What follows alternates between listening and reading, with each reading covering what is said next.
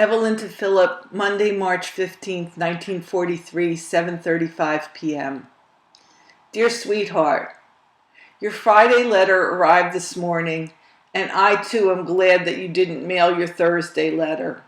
I intend to tell you next week exactly why I was so hurt. Enclosed is $5, which is paid part of the $25 my mother lent me. I won't be able to send more till the beginning of next month, so borrow what you need and I'll reimburse you. Sharp and Dome will probably send a check shortly, and I'll forward it as soon as it arrives.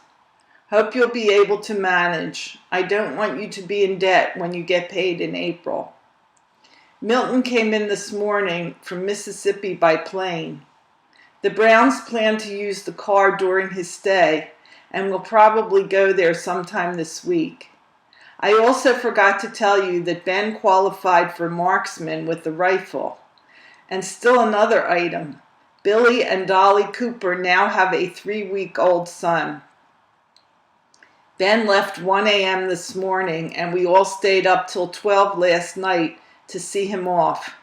Helen and Phyllis were also here. Adele was terribly frightened again when I put her in the bassinet. However, after a short while she started to play. She looked positively eatable after her bath in her pink robe and slippers. Phil dear, she's really something to see and play with now. She tries to get her whole page 2 hand into her mouth and grabs everything within reach. She keeps pulling her dress way up with one hand while she tries to get the other into her mouth. She's more active than ever. She stares at everything intently and studies everyone's faces. Vera Zarina fascinates her. She talks and laughs every time her eyes chance to rest on the picture. Perhaps you will see her soon. Me too. I was very busy all day and feel very tired this evening. I'm wearing my navy sailor dress and brown sports shoes. Jack and Glo stayed in New York today and are expected home this evening. Harry and Goldie have decided to invite her folks here for the occasion this weekend. Don't know for sure whether they can make it. The wristwatch that Uncle Nish got costs $85 retail, $65 wholesale. It's a sort of rose gold, round and very neat. It had a brown cord band. Harry is out checking up on the price tonight and doesn't know for sure whether he'll keep it. I think he will. Sweet, I wish more and more that I could see you. I love you, my precious darling, and I'm so glad that you are the understanding husband. You can consider yourself kissed too. Your Evie. Philip to Evelyn, Monday, March 15th, 5:30 p.m.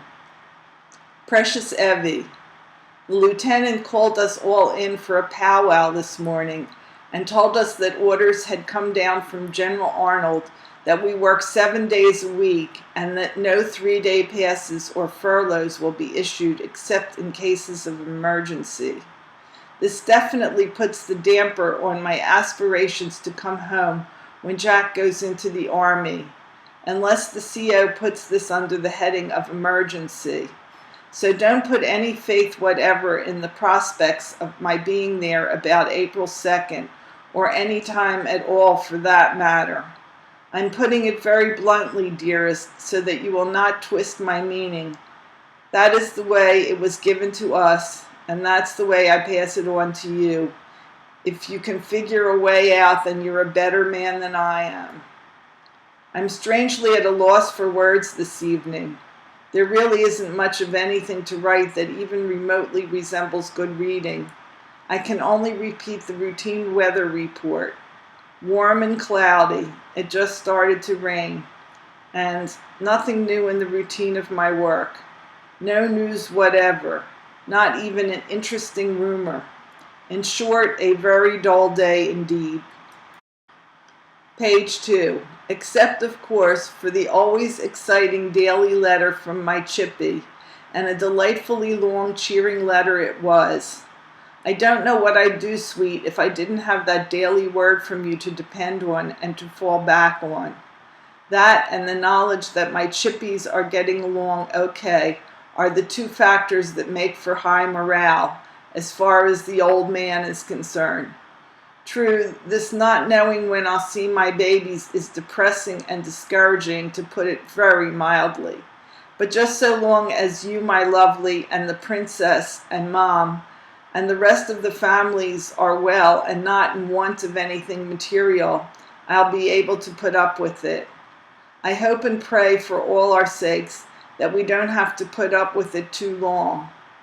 I know the prospects for an early end to the war seem very remote, but never fear, darling. There are forces at work to that end of which we know nothing.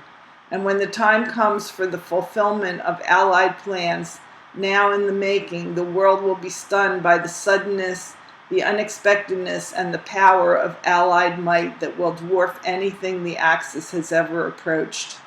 That time is not yet, sweet, but it may be tomorrow, for all we know. And once the die is cast, it won't be long at all before we can start counting off the days of the 6 months after. So be very patient, my darling, until that blissful day when you and I shall be us once more.